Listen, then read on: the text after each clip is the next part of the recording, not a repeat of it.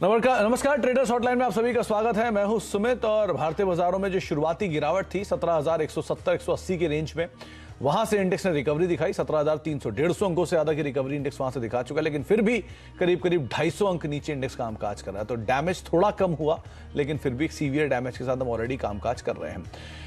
Mid cap small cap में recovery थोड़ी और बेटर साइड पे आपको दिखाई पड़ेगी। वहां पर भी लोअर लेवल से एक अच्छा पुल बैक है, करीब करीब 1.25% नीचे अभी भी इंडेक्स है 30,735 के स्तरों पर। स्मॉल कैप इंडेक्स भी 1.5% नीचे है। 9324 का लो था और 9452 आ चुका है, यानी कि लोअर लेवल से 150 अंकों का मूव यहां पर भी आया है, 1.5% नीचे है। एडवांस डिक्लाइन की स्थिति में गिरावट अभी भी है। हर एक शेयर तेजी के सामने करीब करीब 4 शेयर ऐसे जो कि बिकवाली में कामकाज कर रहे हैं। 2100-2200 शेयर अभी दबाव में, 600-650 शेयर तेजी में। तो इस तरह की बिकवाली के साथ जब बाजार कामकाज कर रहा हो तो आपके सवाल भी ज्यादा होंगे, और सवालों के जवाब देने के लिए हमारे साथ सर्वेंद्र मौजूद रहेंगे। हफ्ते का पहला दिन है तो सर्वेंद्र हमारे साथ हमेशा मौजूद रहते हैं, उनसे आप बातचीत कर सकते हैं। आपके सवालों के आसानी से सर्वेंद्र जवाब देने वाले हैं।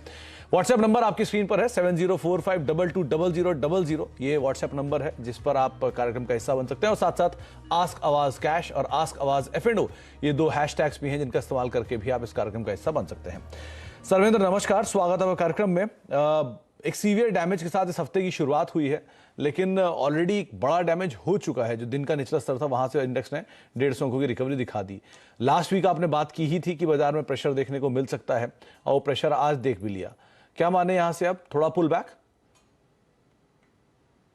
बहुत बहुत नमस्कार। देखिए, अभी तटस्थता की बात कर रहे थे। विकेट में आप भी किधर तटस्थ हो जा रहे हैं, पकड़ में नहीं आते। खैर, तो वो मैंने कहा कि यहाँ पे जहाँ निफ्टी की बात हम जो गए हफ्ते में कर रहे थे, ये गिर गया बाजार। मेरे हिसाब से गैप डाउन हो गया। तो अब प्रॉब्लम ये है कि हमने 17,400 17,450 के आसपास जो इंपॉर्टेंट सपोर्ट थे वो टूट गया, वो गैप डाउन से टूटे हैं। तो थॉट यही है कि मैंने आज लाल टाई तो पहन लिए, बट थॉट ये है कि रिस्क रिवॉर्ड क्या बीचों बीच है। तो बाउंस बैक में मेरा मानना है कि 2 मेजर कारण है अब यहाँ से। एक तो जैसे आपने आज अभी बोला, रुपया जिस तरह से 80 के ऊपर स्टेडी हो गया है, तो वो एक कंसर्न है। और जिस तरह से आईटी स्टॉक्स में सेलिंग आ रही है, आई थिंक ऐसा तो नहीं हो सकता कि आइसोलेशन में एक सेक्टर इतना पिटता रहे और बाजार चलता रहे। तो पुलबैक में बेचने के रुझान है और पुलबैक में बेचने का आइडिया है। तो निफ्टी में मेरा थॉट ये है कि यहाँ तो नहीं, क्योंकि रिस्क रिवॉर्ड यहाँ न्यूट्रल है। आप थोड़ा उछाल आए तो आई थिंक 17,500 के आसपास, 17,500 17,550 की जो एरिया है वो शॉर्ट्स के लिए यूज करनी चाहिए। और मेरा मानना है कि बाजार 17,750 के ऊपर बहुत ज्यादा स्ट्रांगली अब with in next 10 to 15 days जा नहीं पाएगा। तो उस एरिया में शॉर्ट करें, और मेरे हिसाब से 16,800 17,000 के टारगेट्स नीचे में निफ्टी के लिए रहेंगे। तो डिपेंडिंग ऑन आपका क्या प्रोफाइल है, अगर आप बहुत एग्रेसिव ट्रेडर है तो आप यहाँ से भी शॉर्ट्स ले सकते हैं, बट रिस्क रिवॉर्ड उतने अच्छे नहीं बनेंगे। बट मेरा अगर आप माने तो, मेरी बात माने तो 17,700 के आसपास, सॉरी 17,500 के आसपास आप शॉर्ट्स बनाएं, 17,750 के ऊपर स्टॉप लॉस रखें, और नीचे में 16,800 और 17,000 के टारगेट्स आएंगे। तो wait and watch and sell on rise. On rise, wait and watch. ऊपर के लेवल 17,500 के जोन पे बिकवाली करें। 17,000 16,680 के आसपास के लेवल यहाँ आते हुए दिखाई पड़ेंगे। और आपसे जल्दी ही मुलाकात होगी। एक बार गणपति का लोड थोड़ा सा कम हो जाए शहर में ट्रैफिक का, आपसे जल्दी मुलाकात भी करते हैं। मैं खाली I was just pulling your leg. अच्छा, आगे बातचीत करेंगे हम दर्शकों से, लेकिन उससे पहले एक खबर बड़ी आ रही है, इंपॉर्टेंट खबर है, वो पढ़ लेते हैं। सरकार ने फिलहाल IRCTC के OFS की है।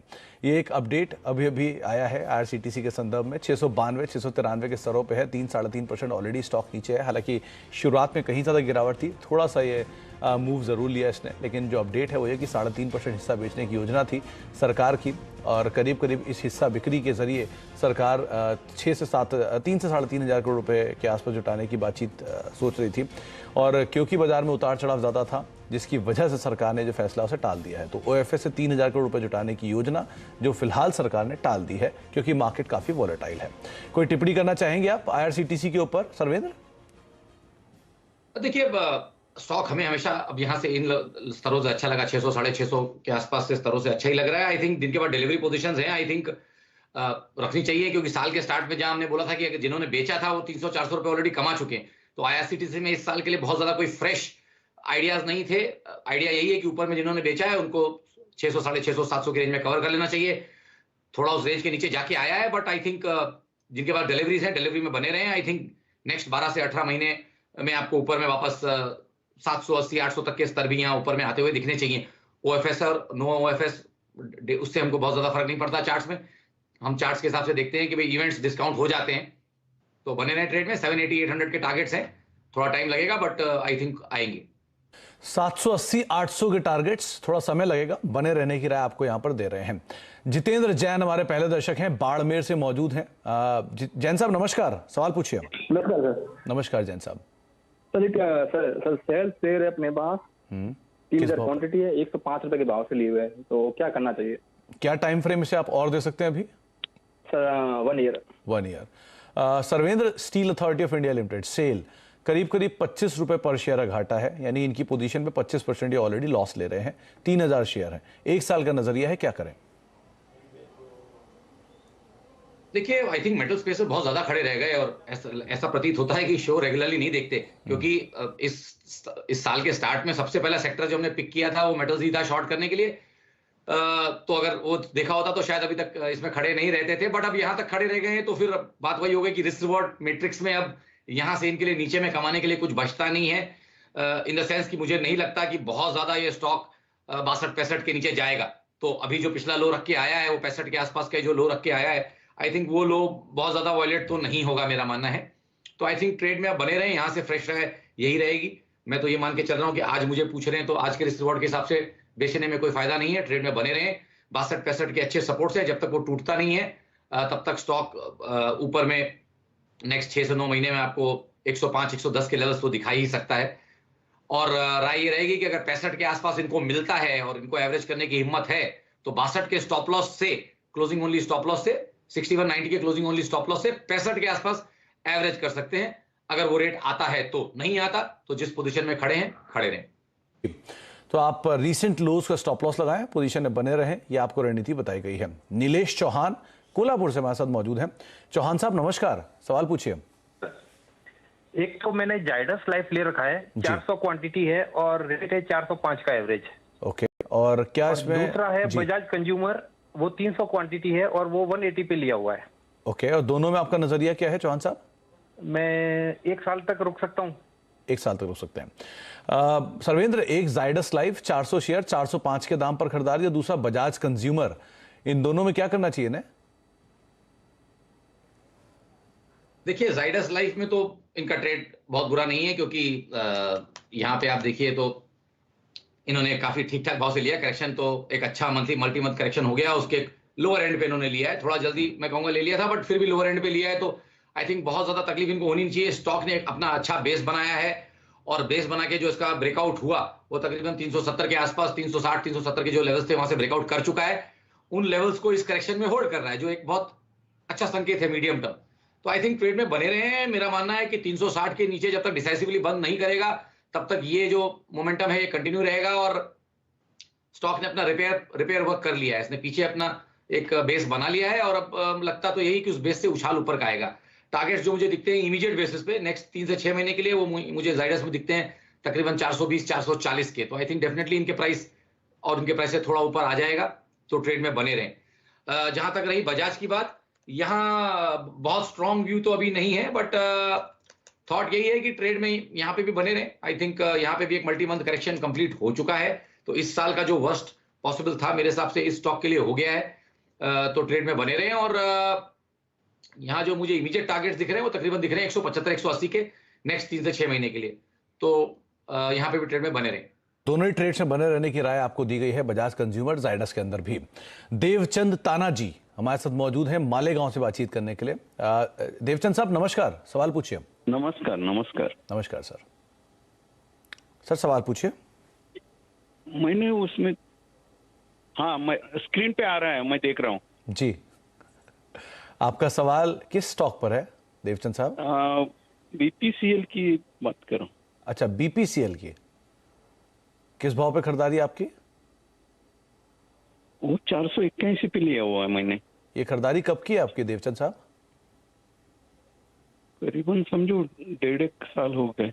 तो आपको वो जो डिविडेंड आए होंगे 2, वो भी मिले होंगे इसमें, 50 रुपए का डिविडेंड और बाकी एक डिविडेंड? हाँ हाँ वो तो मिले हैं। तो आपकी कॉस्ट तो अपने आप ही घट के वहां से 60-70 रुपए नीचे आ गई होगी, राइट? हो सकता है हाँ। Okay okay. सर्वेंद्र, बीपीसीएल करीब खरीदारी तो इनकी 400 रुपए के ऊपर की है, 450 के बराबर ऊपर की, लेकिन वो डिविडेंड भी इन्हें मिले हैं तो कॉस्ट थोड़ी सी इनकी वैसी कम हो गई होगी। तो अभी भी लेकिन इनकी कॉस्ट से नीचे ही है, तो क्या करना चाहिए ना? देखिए, ये स्टॉक रेगुलर कवरेज में है, तो समय समय पे यहाँ पे हमारे हमारे क्लाइंट्स के ट्रेड्स रह सकते हैं। ये डिस्क्लेमर दे दूं तो उस डिस्क्लेमर को जरूर मद्देनजर रखें। अब इमीडिएट बेसिस पे मुझे यहाँ ये लगता है कि आई थिंक ये इसमें जो इवेंट्स आ जाते हैं बीच बीच में कभी कभी, जो हमारे किसी के भी कंट्रोल में नहीं है, और कुछ भी अनाउंसमेंट गवर्नमेंट की तरफ से आते हैं, तो वो एक रिस्क यहाँ पे रहेगा। बट इन भाव से ये स्टॉक अच्छा है मेरे हिसाब से। Risk medium to long term इस स्टॉक का मैं रिस्क देखूं तो 280 से लेके 330 की एक रेंज है। देखिए, क्योंकि जब हम लॉन्ग टर्म देख रहे हैं, या 12 महीने प्लस या 18 महीने प्लस की मैं बात कर रहा हूं इस स्टॉक के लिए, क्योंकि उसी नजरिए से इसको देखना पड़ेगा। तो मेरे ख्याल से 280 से 320 के बीच में बहुत अच्छे सपोर्ट्स हैं, इतनी आसानी से टूटने वाले नहीं हैं। तो बने रहे ट्रेड में, डिविडेंड्स का मजा लेते रहे। आई थिंक 10-11% की डिविडेंड यील्ड चल रही होगी, if I am not wrong. तो डिविडेंड्स का मजा लेते रहे, 2 साल और बने रहे, 50-60 रुपए तो और आ जाएंगे, और सब ठीक रहा बाजार में तो आई थिंक ऊपर में इनको प्रॉफिट भी मिलेगा। और आई थिंक जो मेरा 18 मंथ प्लस का यहाँ पे टारगेट है वो है तकरीबन 450-480 का। तो आई थिंक 450 to 480 के टारगेट्स यहाँ हैं, आएंगे, 18 महीने लगेंगे, बट बने रहे ट्रेड में। बने रहने की राय आपको दी गई है, डिविडेंड वैसे ही मिल रहा है और अभी भी स्टॉक का यील्ड भी बेटर साइड पर है, तो ज़्यादा बेटर ये कि आप बने रहे यहाँ पर। अब जसवीर सिंह साहब से बातचीत कर लेते हैं, चंदौसी यूपी से मौजूद है हमारे साथ। सिंह साहब नमस्कार, सवाल पूछिए। नमस्कार सर। नमस्कार सिंह साहब। मेरे पास प्रीकॉल है, 87 रुपए में खरीदा है। ओके, और कितना समय इसको आप और दे सकते हैं? मैं दे सकता हूँ 2-3 साल। 2-3 साल अभी और दे सकते हैं। बहुत बढ़िया ट्रेड है सर्वेंद्र, इनका 87 रुपए के दाम पर खरीदारी है प्रीकॉल की, 500 शेयर है और अभी भी इनको करीब 90 रुपए पर शेयर का मुनाफा हो रहा है, और ये अभी और समय भी दे सकते हैं। क्या राय देते हैं आप? पार्शियल प्रॉफिट बुक कर लें, कैपिटल निकल जाए इसका इनका, और बाकी पोजीशन में बने रहें, क्या करना चाहिए ना?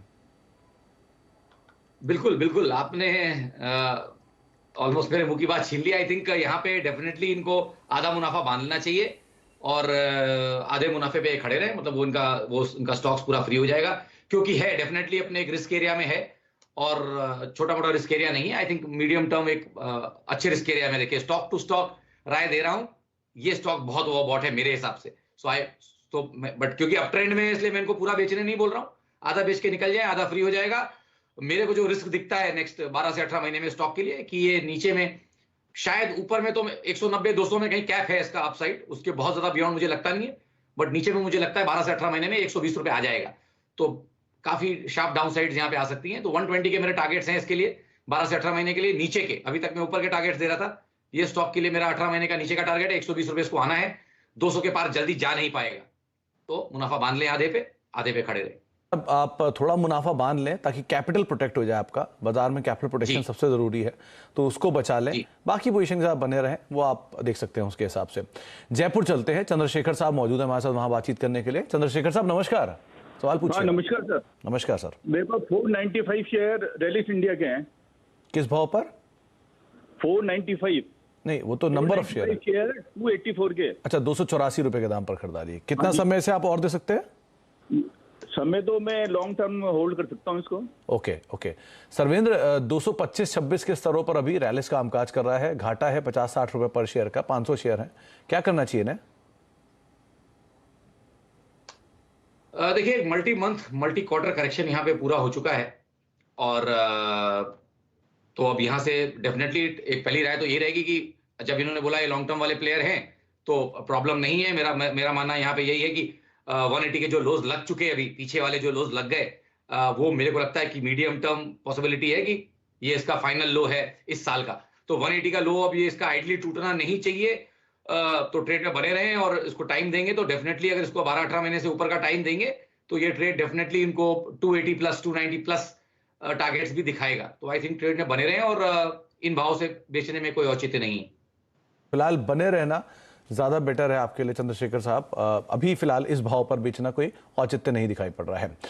अच्छा, आगे भी हम बातचीत करते रहें कुछ और दर्शकों के सवालों को लेकर, लेकिन उससे पहले आज का एक मेगा इवेंट है। देश की सबसे बड़ी कंपनी रिलायंस इंडस्ट्रीज की 45वीं एजीएम, जो कि कुछ ही देर में आज शुरू होगी। क्या डिटेल्स हैं, क्या अनुमान लगा के चले, ब्रोकरेज हाउसेस क्या मान रहे हैं इस एजीएम में, क्या आउटकम आ सकते हैं, इन सब पे बातचीत कर लेते हैं। रिलायंस वैसे भी डे हाई पे भी कामकाज कर रहा है। यतिन हमारे साथ मौजूद भी हैं, ये पूरी एजीएम में क्या अनुमान लगाया जा रहा है इसको लेकर। तो यतिन, क्या डिटेल्स हैं आपके पास, क्या एस्टिमेट है मार्केट में? जहां तक कि रिलायंस की 45वीं ईजीएम का सवाल है, टॉप 5 चीजें जहां नजरें रहेंगी सभीयों की। सबसे पहले अनलॉकिंग, किस हिसाब से जियो और रिटेल कारोबार की वैल्यू अनलॉकिंग हो सकती है एग्जिस्टिंग शेयर होल्डर्स के लिए, वो जानना काफी इंपॉर्टेंट होगा। इसके अलावा अगर हम 5G लॉन्च की बात करें, क्योंकि कंपनी ने बड़ा निवेश अनाउंस किया है, यहां लॉन्च टाइमलाइन क्या होंगी वो देखना जरूरी होगा। इसके अलावा रिटेल के कारोबार को किस हिसाब से इंटीग्रेट किया जाता है ऐप्स के जरिए और ऑफलाइन स्टोर के जरिए, यह भी जानना जरूरी होगा। चौथी सबसे इंपॉर्टेंट चीज ग्रीन एनर्जी, क्योंकि पिछली एजीएम में 75,000 करोड़ के निवेश की बात की थी चेयरमैन साहब ने, तो इस टाइम यहां क्या अपडेट्स हैं। और पांचवी और आखिरी चीज O2C बिजनेस कारोबार कैसा कर रहा है, क्योंकि ग्लोबली हमने देखा है कि जियोपॉलिटिकल इश्यूज की वजह से क्रूड और गैस के दामों में काफी वॉलेटिलिटी आई है। बात करते हैं रिलायंस के की चीजों की और किस हिसाब से आगे चलते हुए ग्रोथ दिखाई दे सकती है। अगर हम बात करें कंपनी की, तो गैस उत्पादन में लगभग डोमेस्टिक गैस का 20% प्रोडक्शन रिलायंस की तरफ से आता है। कंपनी की बैलेंस शीट पर लगभग 2 लाख करोड़ से ज्यादा का कैश है, जिसके कारण आगे आने वाली ग्रोथ अपॉर्चुनिटीज को काफी अच्छी तरीके से कंपनी आगे ले जा सकती है। अगर हम जनरली बात करें ग्रोथ इंजन की, तो जियो एक काफी इंपॉर्टेंट पहलू है, क्योंकि लगभग 88,000 करोड़ का 5G ऑक्शन में पार्टिसिपेशन देश की सबसे बड़ी टेलीकॉम कंपनी ने किया है, जो अपने नियरेस्ट कॉम्पिटिटर से लगभग दुगना है। अगर हम जियो की बात करें, तो डेटा मार्केट शेयर हो या कंज्यूमर मार्केट शेयर हो, कंपनी यहां आगे बढ़ती हुई दिखाई दे रही है 50 से 60% से ज्यादा के मार्केट शेयर्स के साथ। अगर हम 5G की बात करें कंपनी की, तो बहुत अच्छी तरीके से यहां कंपनी का सेटअप रेडी है। अगर हम 5G की बात करें, तो सबसे आगे कंपनी दिखाई दे रही है, क्योंकि 88,000 करोड़ जैसे कि मैंने पहले कहा कंपनी ने 5G ऑक्शंस में अनाउंस कर दिया है ऑलरेडी। और अगर हम पैन इंडिया प्रेजेंस की बात करें, तो मुंबई, जामनगर, दिल्ली, लखनऊ, हैदराबाद, इन काफी सारे शहरों में 5G की टेस्टिंग ऑलरेडी हो चुकी है और कंपनी सबसे पहले 5G सेवाएं लॉन्च करने में सक्षम होती हुई दिखाई दे रही है। अगर हम बात करें रिटेल वेंचर्स की, तो यहां रिटेल रेवोल्यूशन कंपनी ने लाया है, ग्लोबली टॉप 100 कंपनीज में से एक है। 2 लाख करोड़ से ज्यादा का यहां टर्नओवर आपको दिखाई दे रहा है। डिजिटल सर्विसेज हो, ई कॉमर्स हो या ऑफलाइन स्टोर्स हो, कंपनी ने बहुत अच्छी तरीके से यहां अपने आप को इंटीग्रेट किया है। लगभग 16,000 से ज्यादा स्टोर्स की प्रेजेंस इनकी 500 से ज्यादा शहरों में दिखाई देती है। अगर हम बड़ी उम्मीदों की बात करें रिटेल को छोड़ के ग्रीन एनर्जी कारोबार पे, तो 2025 तक जीरो कार्बन एमिशन करने वाली कंपनी नेट बेसिस पे रिलायंस बनना चाहती है। काफी एग्रेसिव टारगेट्स हैं और जैसे कि मैंने पहले बताया 75,000 करोड़ से ज्यादा का निवेश इन ग्रीन एनर्जी प्रोजेक्ट्स में कंपनी ने अनाउंस किया है।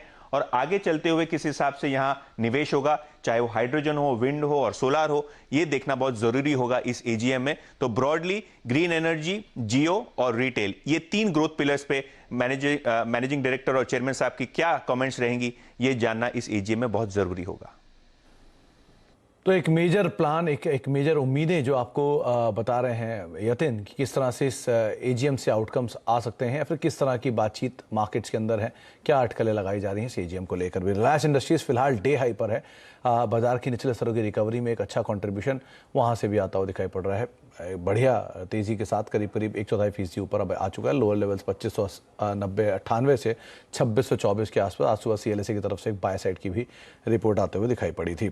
अच्छा, अब कुछ और सवालों की तरफ आगे बढ़ते हैं और कुछ सोशल मीडिया के जरिए भी सवाल आ रहे हैं हमारे पास, उन पर भी नजर डाल लेते हैं। किस तरह का एक अलग अलग दर्शकों सवाल आ रहे हैं। तो उसमें पहला सवाल जो है वो है पराग साहब का। इनके पास सीक्वेंट साइंटिफिक है करीब 900 शेयर 164 रुपए के दाम पर। क्या कहना चाहेंगे सर्वेंद्र आप सीक्वेंट साइंटिफिक पे? जी देखिए, थोड़ा ओवरऑल आई थिंक यहाँ पे थोड़ा प्रेशर में है स्टॉक, लेकिन यहाँ पे भी अगर आप देखें तो एक बड़ी गिरावट 4-5 क्वार्टर्स की यहाँ पे आ चुकी है। तो मेरा थॉट ये है कि इसको थोड़ा टाइम दे दें, टाइम देना पड़ेगा। मेरा मानना ये है कि अभी जो हमने लोज लगाए तकरीबन 104-105 के आसपास, आई थिंक 100-105 के आसपास यहाँ पे अच्छे सपोर्ट्स हैं शॉर्ट टर्म में। तो आई थिंक जब तक साइकोलॉजिकल 100 मार्क यहाँ पे डिफेंड हो रहा है, तो बहुत ज्यादा यहाँ पे चांसेस हैं कि जो पिछला इसने एक इंपॉर्टेंट लेवल बनाया है 133 का, आई थिंक 133-134 के आसपास जो पिछले लेवल्स हैं, आई थिंक उनको एक बार चैलेंज करेगा। तो यहाँ से मुझे लगता है कि 111 के आसपास चल रहा है, 130-133 के टारगेट्स और 99.40 का stop loss I think trade में बने रहे। रोहित यादव पूछ रहे हैं हेमिस्फीयर प्रॉपर्टीज के शेयर इनके पास 104 रुपए की एवरेज से, क्या करना चाहिए इन्हें? यहाँ मैं माफी चाहूंगा, ये स्टॉक मुझे पास करना पड़ेगा, यहाँ कोई बहुत स्ट्रॉन्ग व्यू नहीं है। दिव्यांशु साहब का सवाल है, इनके पास टाटा पावर के 1000 शेयर हैं 235 रुपए के दाम पर, और ऐड कर सकते हैं क्या? नहीं देखिए, और ऐड करना है तो सेम भाव से क्यों करेंगे फिलहाल। और अगर आप देखें तो एक रेंज में चल रहा है, अभी तक ब्रेकआउट नहीं हो पाया है यहाँ पे टाटा पावर में, और एक रेंज में चल रहा है। तकरीबन 220 से लेकर 240 तक की इसकी 245 की एक रेंज है, उसी रेंज में फंसा हुआ है। तो I think with in this range कुछ नया ना करें, जिन ट्रेड्स में हैं उनमें बने रहें। 220 के इंपॉर्टेंट सपोर्ट्स हैं, उनको ध्यान रखें, उसके नीचे कहीं यहाँ पे अपना स्टॉप लॉस रखें, और ऊपर में मुझे लगता है कि 245 246 ये टारगेट्स रहेंगे। जब तक एक डिसाइसिव ब्रेकआउट और क्लोज नहीं आएगा 246 के ऊपर जी, तब तक फ्रेश मोमेंटम आना मुश्किल है। तो आप मान के चलिए कि नेक्स्ट एक महीना 15 दिन 1 महीना ये इसी रेंज में फंसा रहेगा, 220 से 245 की रेंज रहेगी। ओके, चलिए बहुत बहुत शुक्रिया सर्वेंद्र हमारे साथ मौजूद रहने के लिए, दर्शकों के सवालों के जवाब देने के लिए और बाजार पे अपनी राय रणनीति में बताने के लिए। तो मार्केट्स में लोअर लेवल से जरूर पुल बैक आता हुआ दिखाई पड़ रहा है, लेकिन अभी भी 250 अंकों के आसपास का इंडेक्स में फॉल देखने को मिल रहा है। ब्रेक का वक्त है, ब्रेक के उस पार खिलाड़ी नंबर 1।